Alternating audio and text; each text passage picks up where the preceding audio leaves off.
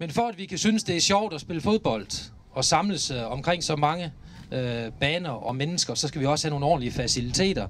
Netop de gode faciliteter var i højsædet, da DBU-formand Jesper Møller sammen med rådmand Rabi Assad Ahmadi indvidede den første af DBU og Nordea Fondens multibaner ved Lystrup i Aarhus.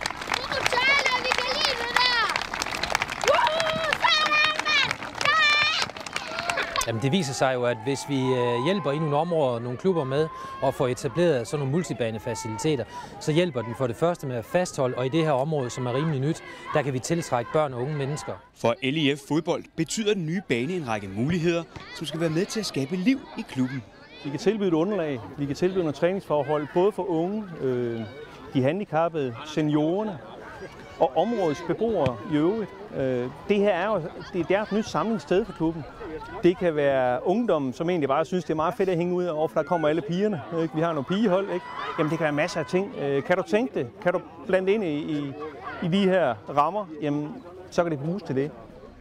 Blandt de mange fremmødte var der også stor glæde over endelig at få lov til at spille på den nye bane. Det var en sjov oplevelse. Ja. Den er rigtig god. Ja. Det var fedt at få en ny bane. Ja.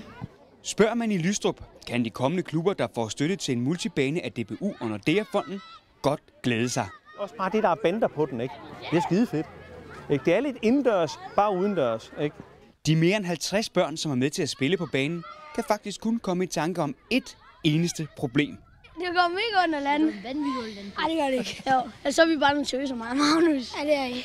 På dbu.dk kan du læse mere om, hvordan du kan søge støtte til en multibane i din klub.